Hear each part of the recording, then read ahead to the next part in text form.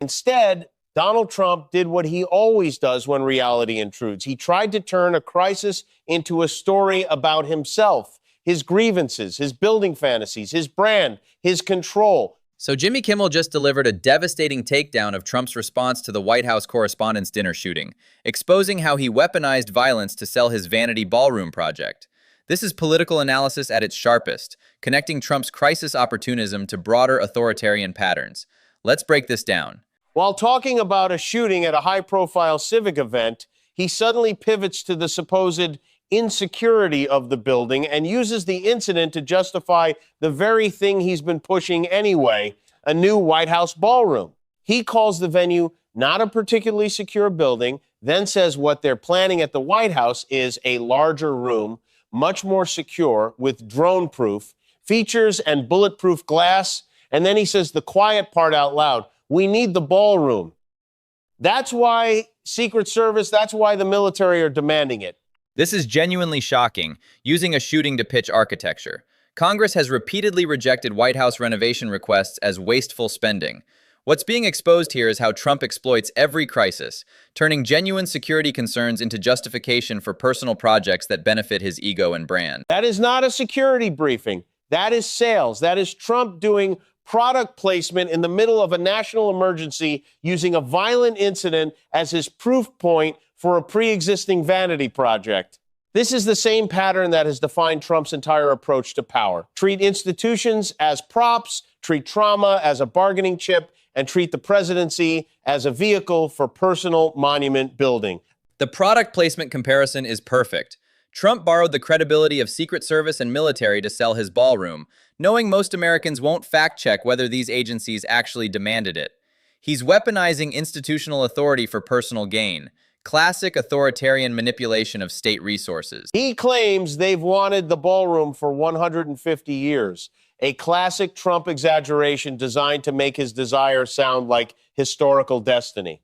It's the same rhetorical trick he uses everywhere. Inflate the time frame, inflate the necessity, inflate the demand.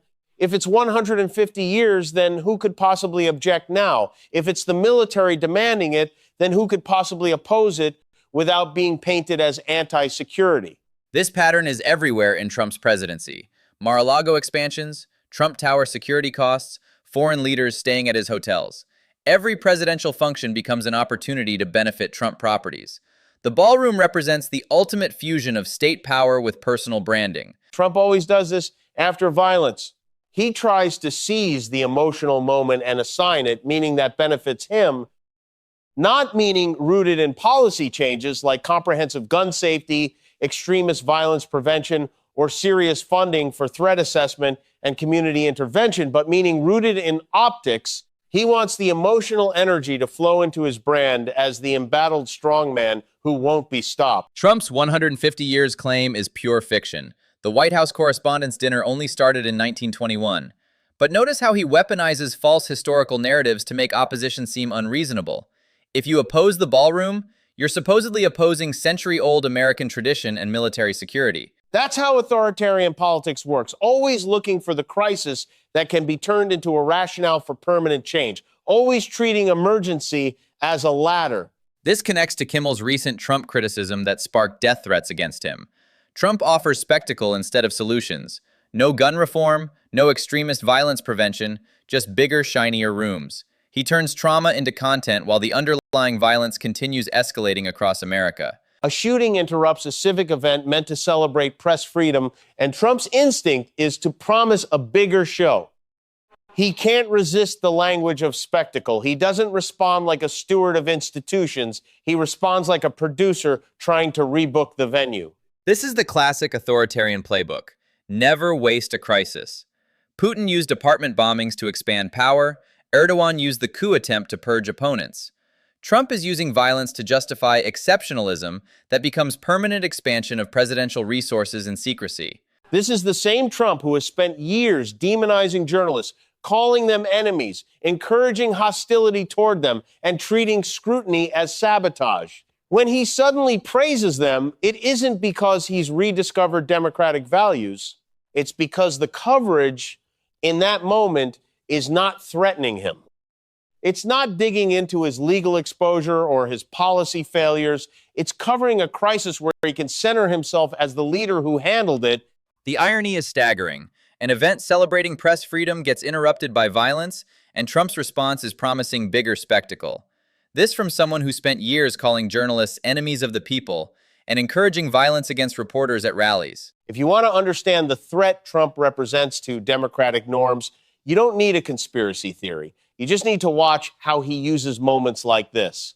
He can say, resolve our differences peacefully, while simultaneously building a political movement that thrives on vilification. He can praise law enforcement and the Constitution while continuously attacking the rule of law when it applies to him. He can claim a room was unified while presiding over a politics of permanent polarization. His words are always elastic, always available to serve whatever emotional purpose he needs in that moment. Trump's relationship with press is purely transactional. Praise when coverage serves him, demonization when it threatens him. Notice he praised journalists here because they weren't investigating his legal problems or policy failures. The moment they return to accountability journalism, he'll attack again. A shooting incident becomes not merely a moment of danger, but an opportunity to say, see, my project is necessary. That is crisis opportunism as governance. A healthy democracy would respond to this moment with a clear boundary. Yes, we protect people. Yes, we review security. No, we do not let a president exploit trauma to advance personal monument projects. No, we do not confuse civic safety with ego architecture. The White House is not a brand extension. It is a public institution. Real transparency means independent investigations and evidence-based reporting, not sensational footage designed for social media virality. With Iran tensions escalating, Trump's definition of transparency could be catastrophic, turning complex geopolitics into reality TV drama for political gain. It's the way Trump normalizes the idea that we live in a permanent state of attempted assassination and therefore must reorganize civic life around fear. He references prior incidents, Butler, Pennsylvania, and Palm Beach, then wraps the current event into a general, our republic has been attacked frame. There is truth there. Political violence has surged, and it is a democratic emergency.